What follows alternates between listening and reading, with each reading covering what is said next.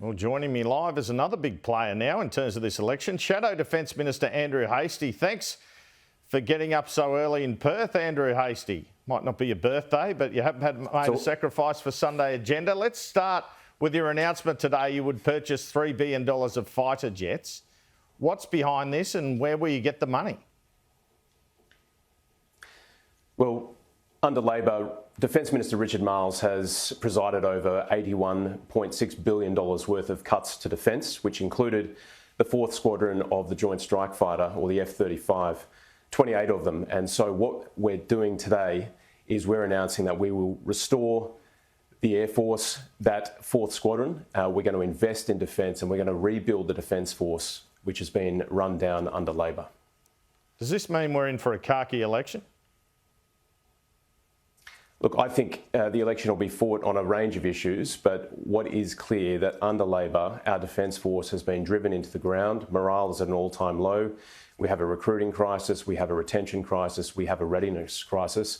And this is a signal from Peter Dutton and the Coalition that we care about defence, we want a strong country, and given today's dangerous strategic circumstances, we are investing in it so that we can secure the Australian people and our interests. Does the money cover hangars, pilot training, all those odds and ends, and where does it come from? Look, we're committing to an additional $3 billion of expenditure today to secure that 4th Squadron, and we will negotiate the costs of not only the aircraft but all the ancillary capabilities that need to support it once we're in government. This is a sensitive commercial negotiation given the technology, but it's very clear. And we want to make it clear that we are rebuilding the ADF, which has been run down by the Albanese Labor government. Is it from borrowings or back office savings, or both? We'll make all that clear when we release our costings prior to the election. All right. The government's increased defence funding by 20% between the 22-23 budget and the 24-25 budget. You say they've run defence spending into the ground. They've certainly committed more for AUKUS. It's growing to 2.3% of GDP by the decade. Are you saying you're going to make it an even higher figure than that? That this is the first of a number of defence announcements, for example? Sure, Andrew. Well, Richard Marles stood up last year and said that by the end of the decade, or 33-34, that defence expenditure would be at 2.4% of GDP. We found out last week in estimates from an official that it's actually on track for 2.33. So they're not even going to hit the target they've set for themselves. But moreover, with inflation eating into purchasing power across the country, not just families and businesses, but also defence, we're actually going backwards in defence. And like I said, Richard Marles has presided over $81.6 billion worth of cuts, reprioritisations and rescoping, as they call it, which is ultimately bad for the ADF because the ADF is being forced to cannibalise itself. AUKUS is a massive multi-generational endeavour. It's a nation-building endeavour. It's going to be expensive. And if we don't account for the cost, the structural pressure that will put on our defence budget, well, other capabilities will be cannibalised, and Labor have not accounted for it. So yes, we have committed to increasing our defence expenditure, and again, that'll be made clear when we release our costings. All right, so we're looking perhaps at more warships, given the experience with China, for example, in recent days? Look, I'm concerned about our Navy. Our Navy is going to get weaker before it gets stronger. We won't see our Virginia-class submarines until the next decade, and the general purpose frigate program under Labor is already sliding. We found out that there won't be a selection for the shipbuilder until next year. It was promised this year, it won't be until next year, and we won't get those general purpose frigates until late in the decade.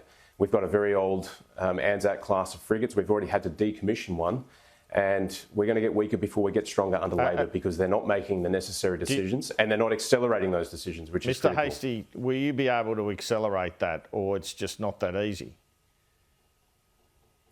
Well, under Peter Dutton, I intend to accelerate this at best speed. You bet we will. That's the whole point of leadership. Right now, we've got a very passive Prime Minister who's not across his brief on national security. He appears flustered a lot of the time. Peter Dutton, former Defence Minister, knows what needs to be done. And of course, if I'm Defence Minister, I'll be driving at best speed to make sure that our country is secured and our acquisitions and our procurement cycle is accelerated. It was an extraordinary exchange by Donald Trump and JD Vance with President Zelensky of Ukraine that broke yesterday morning in Australia. What did you make of it? Look, it was. I sat down and I watched the full 53 minutes of it.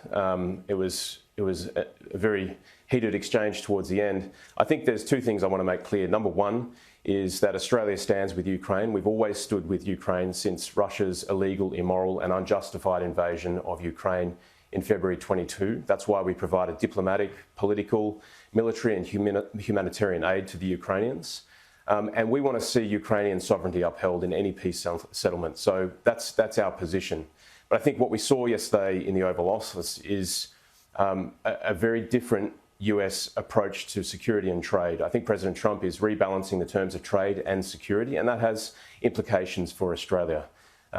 We need to demonstrate a strong hand. President Trump studies your cards very closely, and I think he wants to know that his allies have a strong hand.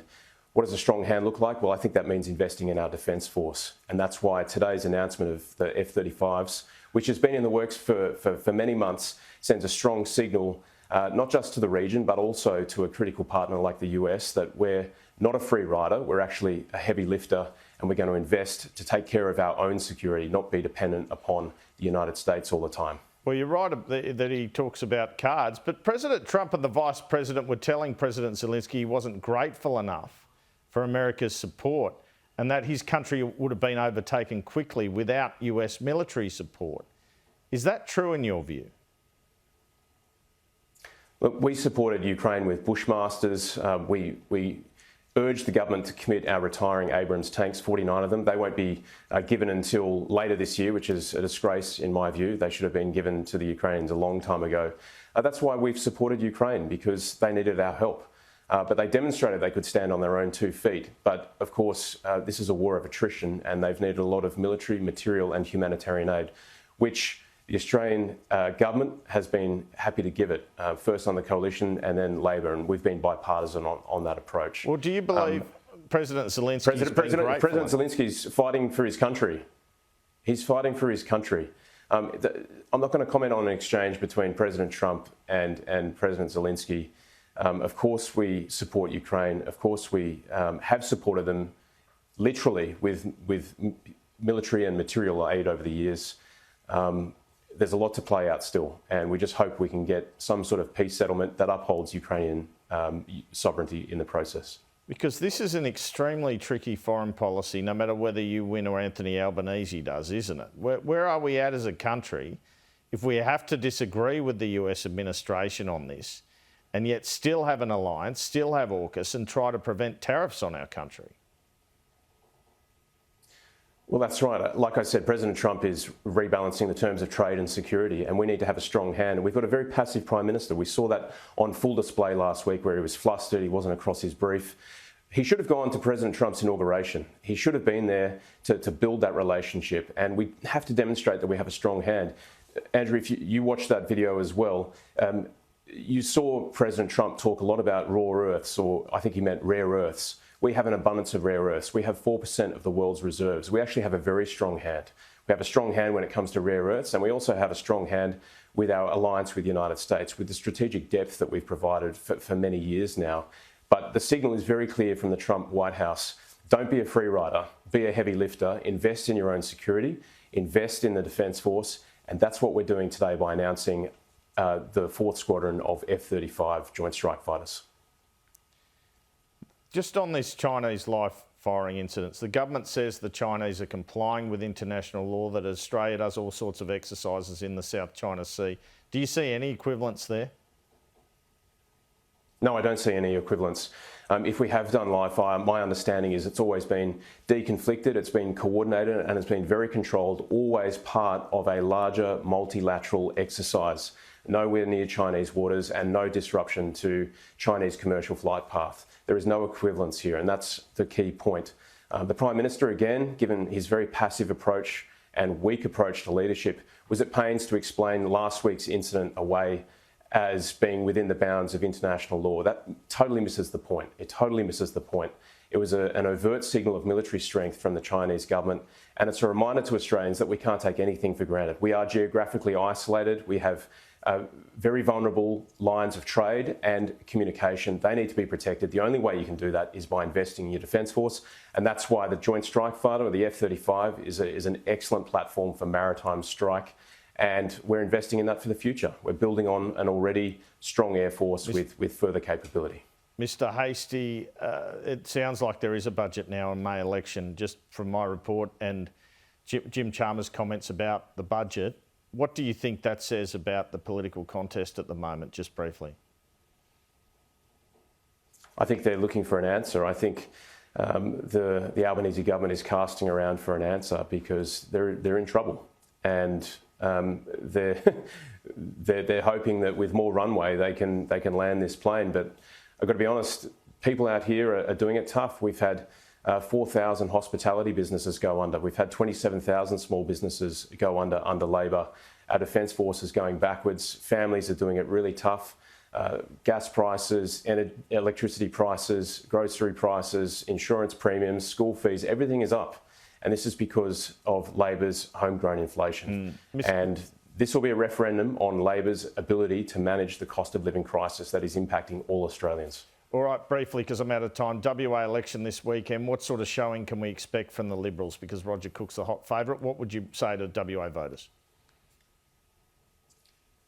I know that our team has been working very, very hard, and I'm confident that we will acquit ourselves well. You never say never. We could have a massive swing here. Of course, the bookies are all backing Roger Cook, and we have a long way to go, only holding a couple of seats in the lower house in WA, but I'm confident that the wheel is turning, and we are working hard to deliver for the Western Australian people. So watch that space closely. There are some good people who are entering the Parliament, and I'm confident that we'll give ourselves a good showing. Andrew Hastie, thanks for your time. Thanks, Andrew.